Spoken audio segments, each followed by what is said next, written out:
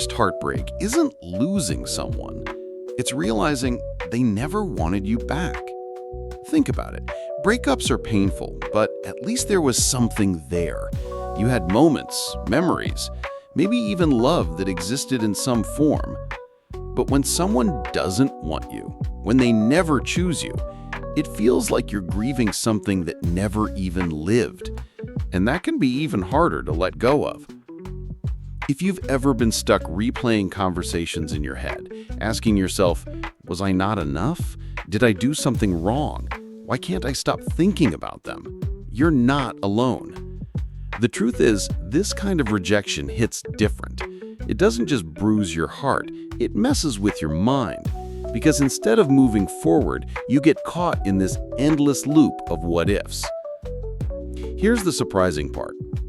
There's a way to flip this pain into something powerful, a way to stop obsessing, stop begging for closure, and stop waiting for someone who's already told you, in actions or words, that they don't want you. And by the end of this video, I'm going to show you exactly how to move on, not just by forgetting them, but by building yourself into someone who no longer needs them in the first place.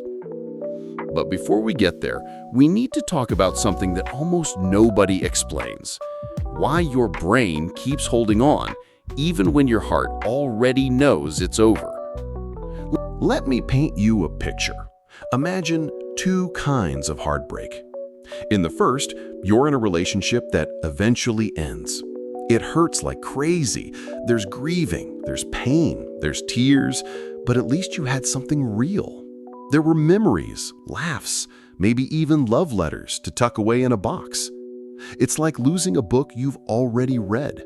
You can hold it in your hands, you know the story existed. Now imagine the second kind. You fall for someone, maybe a friend, maybe a crush, maybe even someone you dated briefly, but deep down, they never truly wanted you. There was never a solid us. It's not a book you finished, it's one you never got to open. And that hurts in a completely different way, because your mind doesn't know how to close a story that never began. Instead, it spins. What if I had said this? What if I had looked different? What if they changed their mind later? This is why unrequited love often feels worse than a breakup. You're fighting not just grief, but imagination. And here's where science comes in. When we face rejection, our brain doesn't treat it like a small wound. Studies show that rejection lights up the same areas of the brain as physical pain. That's why it feels sharp, even unbearable. Add dopamine into the mix, the chemical of desire and reward, and suddenly you're hooked. Every little memory of them becomes a hit. Checking their social media, replaying their words, imagining a different outcome. It's like your brain is taking shots of emotional nicotine. The more you crave, the deeper the loop. But here's the good news. Your brain isn't broken. You're not weak for still thinking about them. You're wired for attachment. Humans are built to connect, to bond, to hold on. Your brain is simply doing its job, trying to keep you tied to something it once flagged as important. The problem is, in this case, it's holding on to someone who isn't holding back. So if you've been blaming yourself, why can't I just move on? Why can't I stop thinking about them? Understand this, it's not because you're flawed. It's because your brain is running an ancient program that hasn't yet caught up with your reality. And that's something you can rewire. But here's the crazy part. Your brain actually tricks you into believing you need them. Not want, not prefer, need. And this is where most people get stuck, because the way to break that cycle isn't what most people think. It's not about forcefully forgetting them or distracting yourself endlessly. The real solution starts with uncovering a hidden trap that almost everyone falls into after rejection. And once you see it, everything changes. So let's talk about the trap that keeps almost everyone stuck after rejection. Because moving on sounds simple in theory. Delete their number, keep busy, distract yourself. But if you've ever tried, you know it's not that easy. Your brain keeps dragging you back. And usually it happens through 3 common mistakes. The first mistake is checking their socials. You tell yourself it's harmless. I'll just see what they're up to, just one quick peek. But every time you scroll their profile, you're not just looking, you're feeding the craving. Think of it like emotional nicotine. One scroll is another hit, and instead of getting better, the withdrawal resets. Now you're hooked again, waiting for the next update, the next story, the next sign of their life. The second mistake is waiting for closure. You hold on, hoping one day they'll explain why it didn't work, why they didn't choose you, why they walked away. But here's the truth. Most people never give closure, and even if they do, it rarely feels satisfying because you weren't really waiting for an explanation. You were waiting for them to say the one thing you most wanted to hear. I want you now. And when that doesn't happen, you end up stuck in limbo, endlessly replaying their last words, hoping they meant something different. The third mistake is replaying memories. You lie in bed at night and revisit every conversation, every glance, every laugh. You create highlight reels in your mind, even if the reality wasn't as magical as you remember. And here's the dangerous part. Your brain can't always tell the difference between memory and reality. The more you replay it, the more real it feels, which is why you feel like you're losing something massive, even if, in truth, it wasn't really yours. And that brings us to something I call the phantom relationship. This is what most people are grieving. Not the real connection, but the imagined one. See, when someone doesn't want you, what hurts most isn't the loss of who they are. It's the loss of who you thought they could be with you. The inside jokes that never got written, the trips you never took, the late-night talks that never happened. It's like being haunted by a relationship that lived only in your mind. And this is why letting go feels impossible. Because you're not just letting go of a person, you're letting go of a story you built. And stories are powerful. They can feel more real than reality itself. That's why so many people find themselves saying, "But it felt so right. It could have been so perfect. Why can't I stop imagining it?" The answer is, you're not addicted to them. You're addicted to the fantasy of them. And until you see the difference, you'll keep trying to solve a puzzle that doesn't exist. So here's the payoff. Moving on isn't about erasing a person. It's about breaking free from the phantom relationship your brain created around them. Once you see that the thing you're clinging to is a ghost, it loses its power over you. But here's where it gets really interesting. How do you actually rewire your brain to stop craving someone? Because knowing the trap doesn't always set you free. In fact, most people know they should stop scrolling, stop waiting, stop replaying, and yet they still do it. Why? Because the way out isn't what you'd expect. It's not about forcing yourself to forget. It's about leaning into something most people desperately try to avoid. And that's exactly what we're going to talk about next. So now that we've uncovered the trap, let's talk about the first real step to moving forward, cutting off the hidden hooks. What do I mean by hooks? They're the invisible threads that keep you tied to this person even when they're not around. Sometimes it's obvious, scrolling their socials, rereading old texts, but sometimes it's subtle. Maybe you keep driving past places you know they like by coincidence. Maybe you linger in conversations with mutual friends, fishing for updates. Maybe you leave that one picture on your phone because you're not ready to delete it yet. Each one of these is a hook, and every hook keeps you tethered to a story that's already over. And here's the tough part. You can't heal while you're still hooked. Imagine trying to let a wound close while constantly picking at the stitches. That's what these little habits do. They reopen the wound over and over again. So how do we cut them off? The first strategy is what I call a digital detox. No, I don't mean announcing to the world you're unfollowing them. That just creates drama. I'm talking about quietly muting, unfollowing, or removing their updates so they no longer pop up in your daily feed. Because every notification, Every picture, every reminder is another emotional tripwire. Out of sight doesn't mean out of mind immediately, but it removes the constant fuel feeding the obsession. The second strategy is creating friction.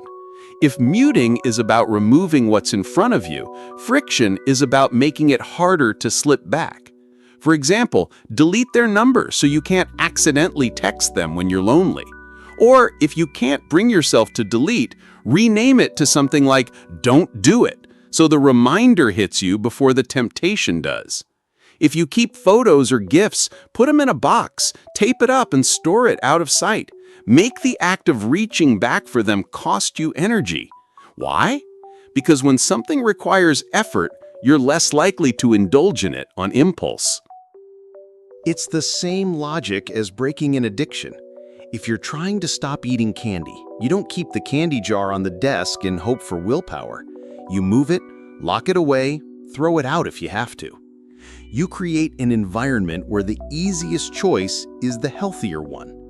Heartbreak works the same way. Now here's the payoff. When you remove these hooks, you're not punishing yourself. You're creating space for healing to even start.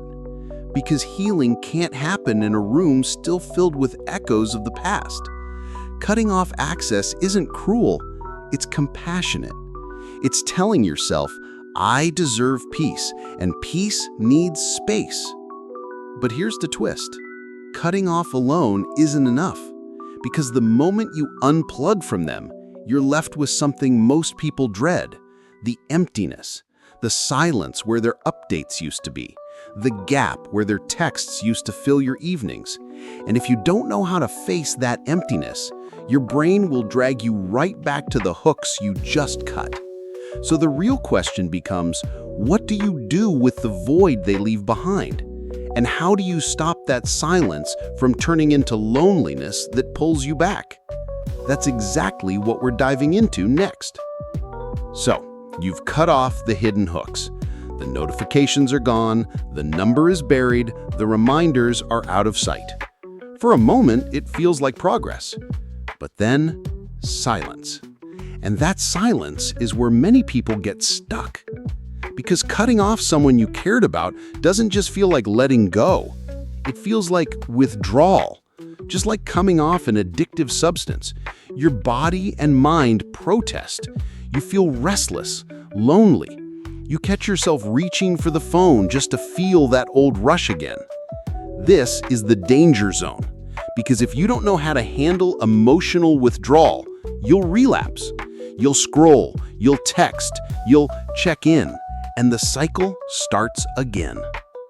Most people deal with this withdrawal in one of two ways: distraction or rebound. Distraction looks like binge-watching shows, scrolling endlessly, working until you're numb. Rebound looks like rushing into the arms of someone else just to fill the gap. Both can take the edge off in the moment, but here's the problem. They don't heal, they just numb. And the second the distraction fades or the rebound falls apart, you're back where you started. The real solution isn't distraction, it's replacement. Think about it. When athletes lose a championship, they don't sit in the locker room endlessly replaying the defeat.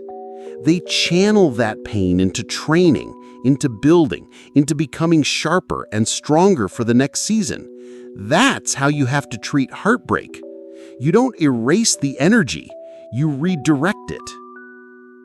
So what does that look like? It means building identity, rediscovering the parts of yourself that maybe got overshadowed when you were focused on them, picking up old passions, or daring to try something new. It means creating new routines, changing the patterns that used to revolve around them. If you used to spend nights texting, now you spend nights learning a new skill, journaling, or working on your body at the gym. Every time you replace an old habit tied to them with a new one tied to you, you're rewiring your brain's reward system. And here's where it gets powerful. Investing in yourself doesn't just speed up healing, it actually makes you magnetic again. Because dignity is attractive, self-respect is attractive. The very act of pouring into yourself flips the script from "I need them to validate me" to "I validate myself." You stop being the person chasing, and you become the person others notice. That's the payoff of this step. Filling the void isn't about pretending you don't care. It's about building a version of you so full, so alive, that there's no longer room for someone who didn't want you. It's not about proving them wrong. It's about proving to yourself that your worth was never tied to their choice. But there's still one more level to this. Because yes, new routines and self-investment help, but they take time. And in those quiet moments, you might still feel the ache. That's why there's one shift, one mindset that can almost instantly flip heartbreak into power. Most people never discover it, but when you do, the entire way you see rejection changes, and that's what we're diving into next. Here's the shift that changes everything. Rejection isn't the end, it's redirection. I know, that can sound like a cliche. When you're in the middle of heartbreak, the last thing you want to hear is, "It's for the best." But stick with me, because this is more than just positive thinking. This is about seeing rejection for what it really is. A door that was never meant for you closing, so you don't waste years banging on it. Think about it like this. If someone doesn't want you, they're not rejecting your worth, they're rejecting the version of love they couldn't handle. That doesn't make you less valuable, it simply means that what you bring to the table doesn't fit what they're ready or willing to receive. And that's not a loss, that's clarity. Let me tell you a story. A few years ago, I knew someone who was devastated after being left by a partner. She felt worthless, convinced she had lost the one. She begged for answers, replayed memories, even tried to bargain with the idea that maybe someday he would change his mind. For months, she carried that pain. Fast forward 2 years, she ran into him again. Only this time, she saw him clearly.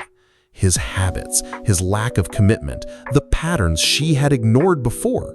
Suddenly, she realized the version of love she had wanted from him never actually existed. And in that moment, she was grateful he didn't want her. Because had he stayed, he would have dragged her down. That's the power of reframing. Instead of thinking, "I wasn't good enough," you start to see the truth. They weren't meant for the version of love I was offering. And when you flip that script, everything changes. Because here's the payoff. You didn't lose anything. You gained freedom. You gained the chance to build a life without settling for someone who couldn't or wouldn't choose you. Every no is secretly a not here. And when you finally understand that, rejection stops being a wound and starts being a compass. And this is where heartbreak turns into power. Because once you embrace that rejection is redirection, you stop chasing closed doors. You stop pouring energy into trying to convince someone to see your worth. Instead, you conserve that energy for the right connections, the people who won't just want you, but will fight to keep you. But before we wrap this up, there's one final step. Because even with reframing, even with building yourself up, there's still a danger. The danger of repeating the same cycle, falling for the same patterns, chasing the same kind of people who can't or won't choose you. And if you don't address that, you'll find yourself right back in the same heartbreak again. So how do you make sure this doesn't happen? How do you build immunity so you're not just healing from this rejection, but protecting yourself from the next one?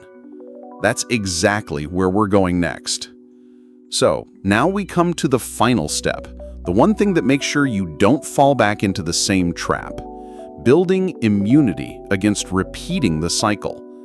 Because let's be honest, moving on from one heartbreak is great, but what good is it if you find yourself chasing the same kind of unavailable people again and again? That's how patterns form. And the only way to break free is to recognize them. So ask yourself, why was I drawn to this person in the first place? Was it because they made me feel alive? Because they gave me attention in ways I craved? Or was it because their love would finally fill a gap I hadn't filled in myself? Here's a tough truth. Often we chase unavailable people because part of us is unavailable too. We may believe deep down we're not enough, and so we're drawn to people who confirm that belief by not choosing us. Or maybe we've built a habit of confusing intensity with intimacy, mistaking the chase, the uncertainty, the highs and lows for passion. If you don't recognize this, you'll keep falling for the same type of person who can't give you what you truly need. That's why self-reflection is key. Try asking yourself questions like, what was I hoping this person would fix in me? Was I attracted to who they really were or to who I imagined they could become? If I had gotten everything I wanted from them, would it have actually been healthy or just familiar? These aren't easy questions, but the answers protect you. Because once you see your patterns, you can set boundaries to break them. And that brings us to boundaries. Boundaries aren't walls to keep love out. They're filters to keep unhealthy love from getting in. Think of it like installing antivirus software on your heart. You don't stop using the internet altogether. You just stop downloading toxic attachments that crash your system. So what might those boundaries look like? Maybe it's deciding you won't invest deeply in someone who sends mixed signals. Maybe it's refusing to chase after someone who only gives breadcrumbs of attention. Maybe it's holding out for consistency, not chemistry alone. Boundaries say, I know what I deserve, and I won't settle for less. Here's the payoff. This isn't just recovery anymore. This is empowerment. You're not just moving on from someone who didn't want you. You're building immunity, so you never again confuse rejection with your worth. You stop being reactive, waiting for people to validate you, and you start being proactive about the love you accept into your life. And when you reach this point, heartbreak no longer defines you. Instead, it refines you. You walk away not just healed, but wiser, not just free, but stronger. So here's the heart of it. You don't get over someone by waiting for them to want you. You get over them by wanting yourself more. By valuing your own time, your own energy, your own heart, you flip the script. You stop hoping for someone to choose you and start choosing yourself every single day. By now you've seen the roadmap. Step 1, cut off the hidden hooks that keep you tethered to someone who doesn't want you. Step 2, fill the void with routines, passions, and self-investment that make you stronger, fuller, and more alive. Step 3, shift the power by reframing rejection as redirection, seeing that what wasn't meant for you was never a loss, but a gift of clarity. And step 4, build immunity, recognizing your patterns and setting boundaries that protect your heart in the future. Healing isn't a sign of weakness. It's proof of your strength. It's evidence that you can face emptiness, grief, and desire and come out wiser and freer than before. If this video helped you, I want you to keep building on this momentum. Click on the next video to learn how to choose the right relationships and build unshakable self-worth, because the best way to get over someone is to never settle for anyone less than you deserve.